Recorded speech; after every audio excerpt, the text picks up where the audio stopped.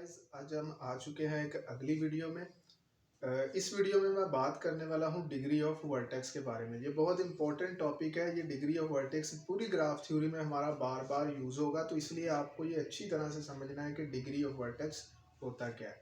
तो आइए स्टार्ट करते हैं आज की वीडियो को। तो डिग्री ऑफ वर्टेक्स हमारे पास क्या है कि number of edges connecting to vertex is called degree of vertex. तो ग्राफ में हमारे पास जो वर्टेक्स के साथ जितने एजेस कनेक्ट होते हैं उनको नंबर्स ऑफ एजेस को हम लोग कहते हैं degree of vertex. For example, जैसे कि ये मैं एक ग्राफ बनाता हूं,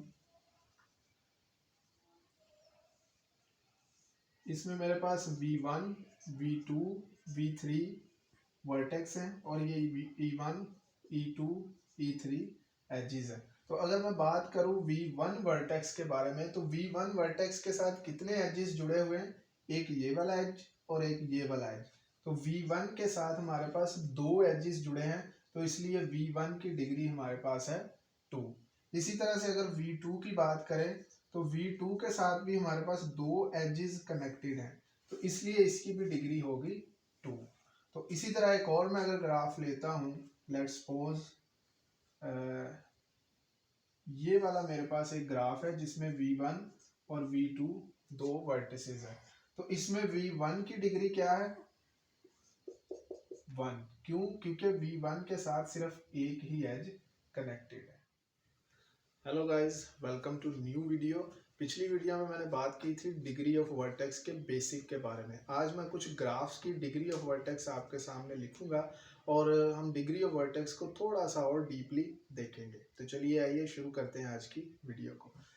तो ये मेरे पास कुछ ग्राफ्स लिखे हुए हैं। जैसे ये मेरे पास एक ग्राफ है, ये मेरे पास एक नल ग्राफ है क्योंकि इसमें कोई एज नहीं है।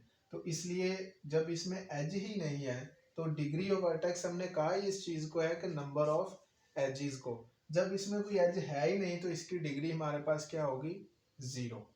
तो इसकी डिग्री को लिखेंगे हम लोग, डिग्री ऑफ V1 इज 0। तो किसी भी वर्टेक्स की डिग्री अगर लिखनी है तो स्टार्टिंग में हम DEG एब्रीवेशन के लिए हम यूज कर सकते हैं।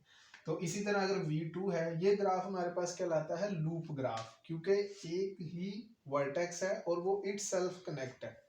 ठीक है, यानी कि वो खुद से कनेक्ट हुआ। डिग्री ऑलवेज हमारे पास 2 रहती है, तो लूप जो होगा उस वर्टेक्स की डिग्री हमेशा हमारे पास 2 होगी।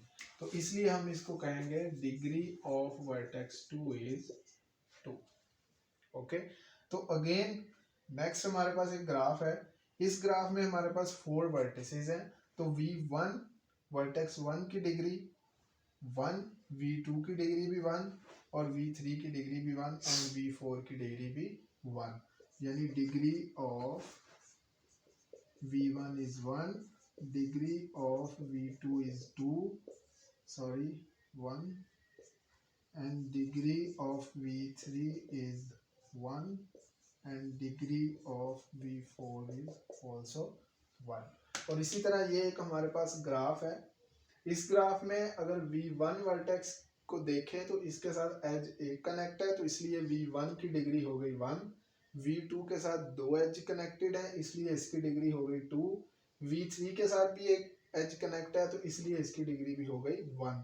और इसी तरह इसी ग्राफ में ये वाला एज 4 भी है हमारे पास, वर्टेक्स V4 भी है, तो इसकी डिग्री हो जाएगी हमारे पास 2। तो अगेन इसी तरह से V1, अब V1 वर्टेक्स के साथ हमारे पास एजेस कितने कनेक्ट हैं? एक ये वाला एज, एक ये वाला, एक ये वाला और एक ये वाला। तो डिग्री ऑफ V1 हमारे पास आ जाएगी 1, 2, 3 एंड 4। और इसी तरह से डिग्री ऑफ V2 हमारे पास है 2,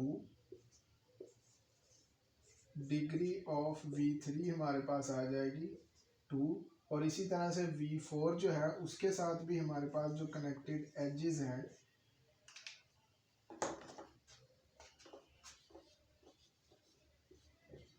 V4 के साथ भी 4 एजेस हैं, तो इसलिए इसकी डिग्री भी हमारे पास आ जाएगी 4।